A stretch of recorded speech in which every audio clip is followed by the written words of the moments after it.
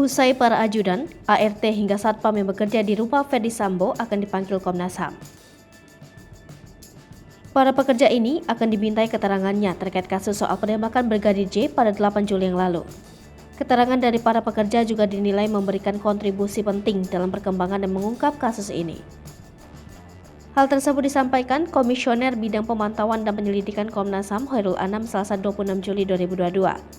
Anam mengatakan pihaknya telah memeriksa 6 ajudan Ferdy Sambo di ruangan terpisah. Mereka ditanyai beberapa hal terkait kasus kematian rekannya sendiri yakni Brigadir J. Mulai dari situasi TKP sebelum penembakan, perilaku ajudan sehari-hari, hingga hubungan mereka dengan Irjen Sambo maupun istri.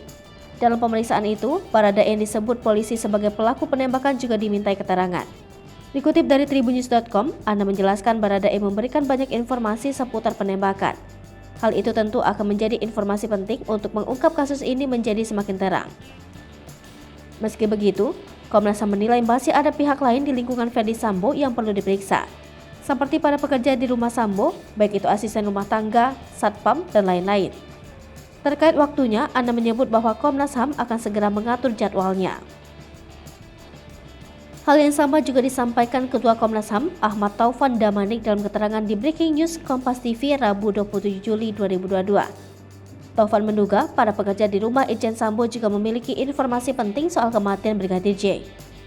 Pasalnya, saat baku tembak terjadi, mereka juga disebut berada di rumah dinas Irjen Sambo. Taufan menambahkan, sejumlah orang yang akan dipanggil Komnas HAM bukan hanya mereka yang ada di rumah dinas Irjen Ferdy Sambo, namun ada juga sejumlah pihak yang berada di Magelang, Jawa Tengah.